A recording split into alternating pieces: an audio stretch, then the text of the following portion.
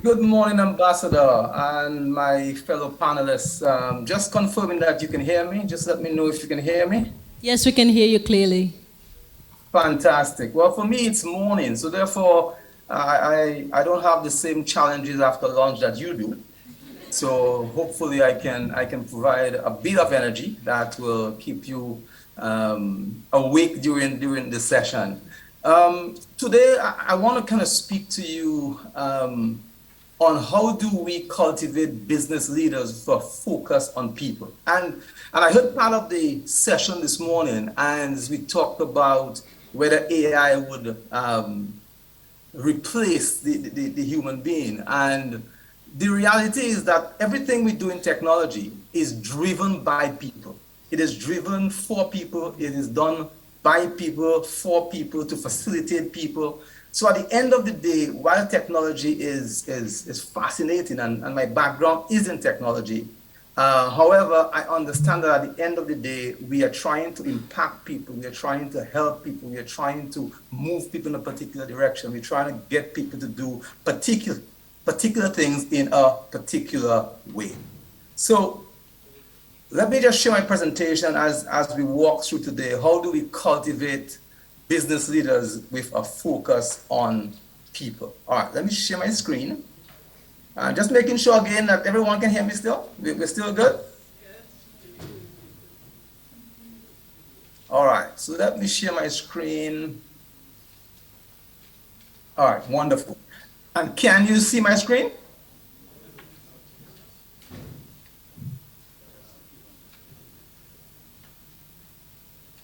No, because I'm all the way in the other part of the other side of the world. You got to speak to me. You got to talk to me. So tell me if you can see my screen, please. We can see your screen. Excellent. Thank you, Ambassador. So the first thing I want us to talk about is the whole idea of, let's look at what has happened in technology over the past few decades. Now, we've had from mechanization to electricity to IT to digitalization. The reality is that regardless of what technological age we're in, we are all doing it for people. We are all doing it with people. It is all facilitated by people. For example, we look at ChatGPT. It was created by people. Now, where we go if it is up to us as people. But the reality is, regardless of what we do, what we say, people sit at the center. So regardless of the technological age that we are in, there's a people are a consistent theme, because we do it for people, with people, facilitated by people, to help and assist people. So at the end of the day, people will sit at the center. AI is not going to be able to hug. AI is not going to be able to provide the human interactions that is required. So at the end of the day, human beings still require that interface and touch with other human beings. Let me just share something with you that I want to give you some thought of, just give you something to think about. We have a high incidence of suicides these days. Even though we have more technology and we seem more connected, we seem further away. We see people who are seemingly happy, but yet unhappy because of a lack of interaction, a lack of connectivity, a lack of the sense and feel that they are connected to people. And what is happening in our current interconnected world is that we are finding that less and less we are spending less and less time connecting with people, and therefore people are feeling more and more isolated and more neglected. So people will remain a consistent theme in whatever we do. And I think as leaders, we have to recognize that. We've got to get past the concept of just activity, forgetting who's behind the activity, forgetting who is conducting the activity, forgetting who the activity is actually meant and geared to impact. So at the end of the day, we are impacting people, we are utilizing people, we are working with people, we are partnering with people, we are leading people ultimately, people remain a central theme, and as leaders, we cannot forget it. And because people are involved, then there is a need for leadership and management. Because people are involved, there is a need to manage, to lead, to facilitate, to support, to hold accountable. We need leaders and managers to be able to help people, to lead people, to take people, to support people, to coach people. And because we need leaders and managers must understand that people need to be engaged if they have to do their best work. So technology is essential, and that will continue to grow as the technological age changes. And because people are consistent theme, we need leaders and managers. And leaders and managers must understand that people do their best work when they are engaged.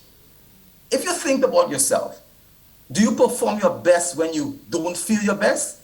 Or do you perform your best when you feel your best? Do you perform your best when you are engaged, when you feel good, when you're recognized, when you're empowered, when you're flexible? Do you perform best when you are at your best or feel your best, or do you perform best when you don't? And most of us would know that we perform best when we are looked after, cared for, or at least when we feel that way. So leaders and managers must understand that while people becomes a central theme in what we do, we as leaders and managers must be able to engage our employees.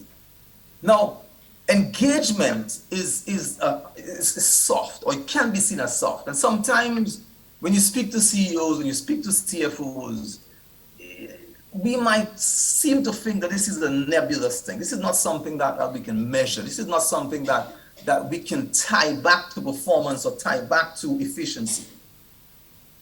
The challenge is, though, we are never prepared to measure it consistently over an extended period of time. Because if we do, we will begin to recognize that financial success is actually driven by customer appreciation or satisfaction, which is driven by employee engagement.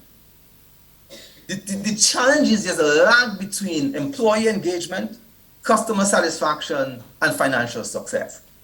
So therefore, when we don't see sign of financial success, we don't have the data to be able to go back to recognize that unhappy people cannot make your customers happy. And if your customers are unhappy, your customers won't continue to buy from you or purchase from you. And therefore, you're going to be impacted financially. So I want to repeat that. Unhappy people, meaning our employees or teams, cannot make our customers happy. And if our customers are not happy, our customers will not continue to buy from us. Unhappy employees who are not engaged will not perform at their best, will not be as effective and efficient as they should be. And therefore, the service we provide to our customers or the products we manufacture or create is not going to be at their best, and ultimately is going to impact our financial performance. Let me give you some statistics. The impact of employee turnover across the world is over $11 billion. And it's been proven that when we look at employee engagement, engaged employees, they actually outperform by over 200% when employees are not engaged. Now, here's the big one I want you to look at. 80% of employees who are dissatisfied with their managers were disengaged. It means that there is a direct correlation between the manager of an employee and how engaged or disengaged that employee is. It tells me that if we look at unhappy employees, we'll provide dissatisfied customers and ultimately impact on financial performance. It then says, if I go back a bit further, it says, a manager who does not, or a leader who doesn't perform or treat their people well will result in unhappy employees or disengaged employees, which will result in dissatisfied customers, which will result in a poor financial performance. And here's the problem. Ian, before you move on, Ian, we have 5 more minutes for you. That's fine, no problem. Thank you. Right. So let me then walk you through what I consider some key success traits of business leaders. Now, every single one of us comes to a management or leadership role with some functional skill. Finance, engineering, production, operations, legal, regulatory, ICT. Now, what happens is that when we are in that technical role, the need for our people focus is not as important as when we get promoted into a management or leadership role. Now, that means that as a functional leader who has people reporting to them, we need to understand that our personality impacts our ability to lead and to be successful. And our leadership and management skills, which is something that can be cultivated, impacts our ability to create employees who are engaged, employees who are productive, employees who are effective and efficient.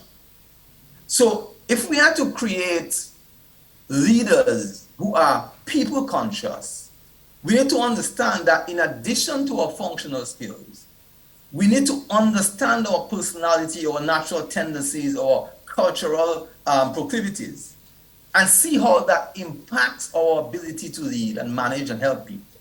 And then we need to look at our leadership and management skills and how that impacts the people we lead. So let me just, I will use this to kind of tie together my presentation. If we look at personality and culture from a leadership standpoint, naturally, people are, and I'm just using a DISC model, which I find is a fantastic model to look at leadership and management and personality. So we find ourselves where we are either guarded and task-oriented, or we are open and relationship or people-oriented. And while we have a little bit of each in us, we tend to find that we are one way or the other. No, here's the thing. Good technical leaders tend to be guarded and task-oriented, which is in contrast to be naturally people-focused. I want to repeat that. Good technical functional leaders tend to be challenged with people orientation and focused on relationship. And then we have people who are direct and fast-paced, or we have people who are slower in terms of their natural style, where they are indirect and slower paced. Now, a lot of technical leaders fall in the conscientious and dominance plane, meaning that they are naturally guarded, task-oriented, which means their focus is on task completion rather than people impact. So I want to repeat that.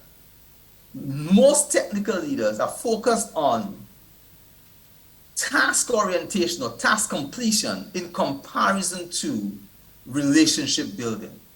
And we tend to think as technical leaders that why should we care about how you feel? Why should we care about your emotions? Here's the reality.